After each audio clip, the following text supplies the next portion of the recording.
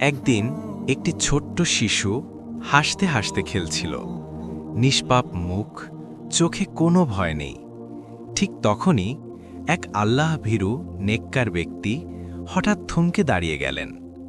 তিনি এমন কিছু দেখলেন যা সাধারণ চোখে দেখা যায় না। শিশুটির মাথার ঠিক ওপরে হাত তুলে দাঁড়িয়ে আছেন মালাকুল মাউত হজরত আজরাইল আলাইহিসসালাম। তিনি চুপচাপ তাকিয়ে আছেন, চোখে কোনো রাগ নেই, কিন্তু সময় যেন থেমে গেছে। নেককার ব্যক্তি বুঝে গেলেন শিশুটির দুনিয়ার সময় শেষ হয়ে এসেছে। তিনি দৌড়ে যেতে চাইলেন, কিন্তু কিছু করার নেই, কারণ আল্লাহর হুকুম কেউ থামাতে পারে না।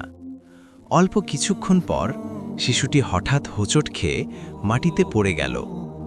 এক মুহূর্ত আগেও যে শিশু খেলছিল, পরের মুহূর্তেই সে নিথর, নীরব, মৃত।